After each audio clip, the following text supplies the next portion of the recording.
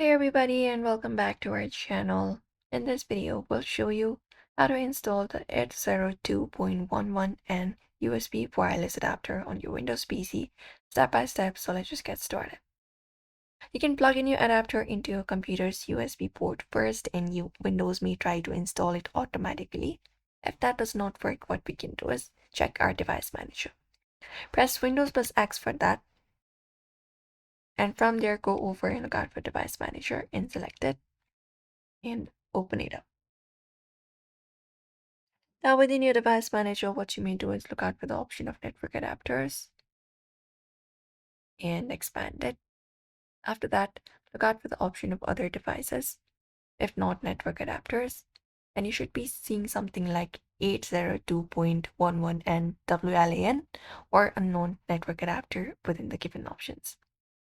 So what you need to do is basically look out for that adapter here, and from here you can open up your browser and search for 802.11n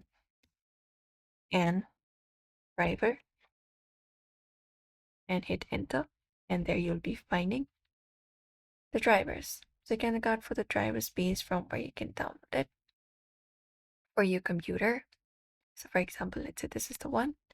After that, you can visit your adapter's brand site like Realtek, TP-Link, Ralink, etc. And once you find it up, you can look out for this download option and download it. And also check the adapter's model number printed on it. After that is done, you just need to install the driver and look out for the zip folder and update the driver in your devices manager. So go to devices manager. Once it is done, find the adapter, right click on it and select the option of update a driver and select this option of search automatically.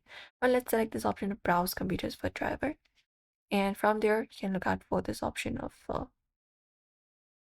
the drivers here and choose the driver to the extracted file. You can select it up and just go over and update your driver to the latest version. And that is it.